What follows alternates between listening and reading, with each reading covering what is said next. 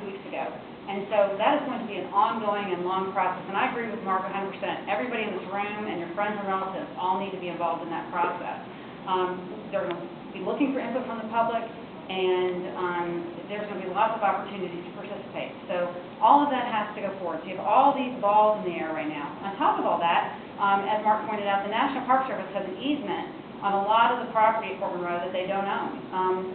The easement area itself is 80 acres within the mode and on the perimeter mode, and those terms have not been worked out. And so I think that that's going to have to work in concert with the master planning process for what goes on in that easement, because the National Park Service is only going to allow certain uses within that footprint. So you have all of those things going on right now. And I just want to reiterate, this is a big and significant national park. It's 565 acres. 324 acres are part of the national park. This is a real park. 244 acres are fee ownership by the National Park Service. 80 are in that easement, and state ownership is 241. So the National Park Service out-owns the state. So, and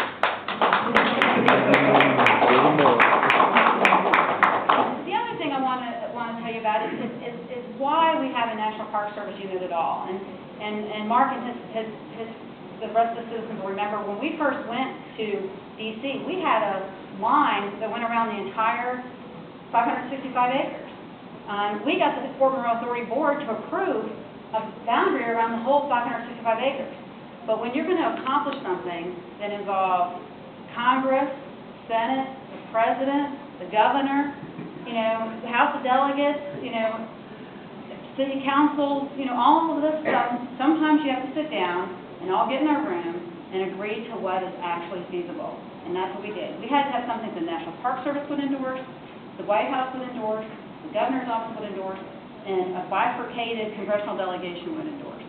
So we were able to get Scott Ridgell, Bobby Scott, this isn't even his district, Mark Warner, Jim Webb, Randy Forbes, Rob Whitman, the Governor, and the White House, and the National Park Service to all agree.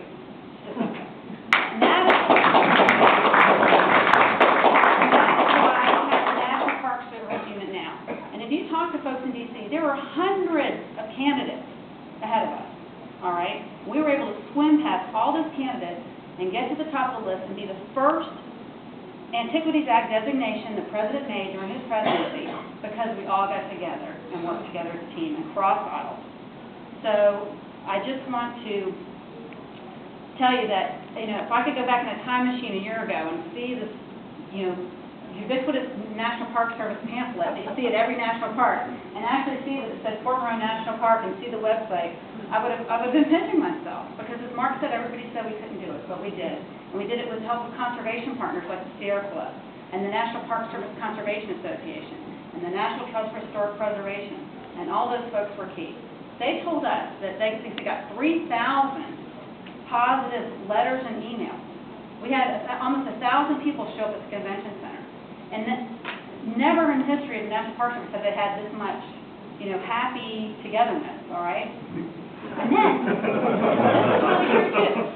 On October 19th, when President Obama came to Joint Base Langley Houston to speak, we had everybody in the lineup to see the president wearing a green tie or a green dress or a green ribbon. The governor had on a green tie. The first lady had on a green ribbon.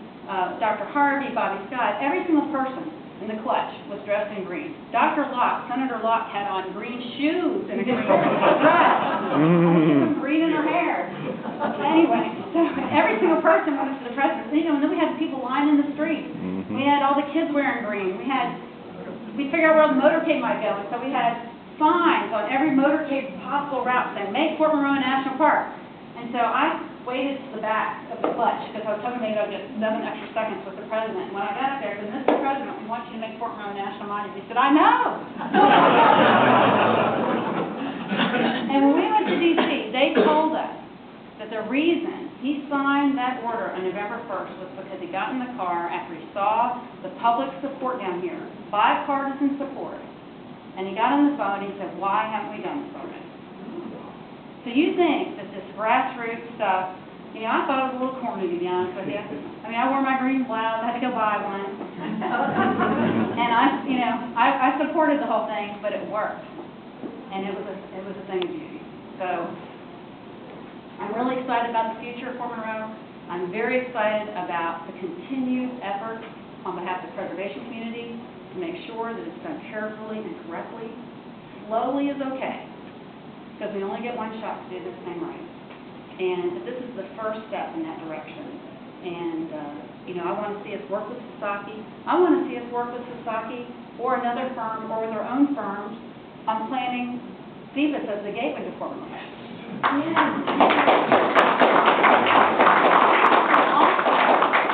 National Historic Landmark District. And it can be, the opportunities are limitless for Phoebus. So we need to work in concert with the master planning process for Fort Monroe on Phoebus. So I'd be happy to answer any questions, Tom. I don't know if you want to do that.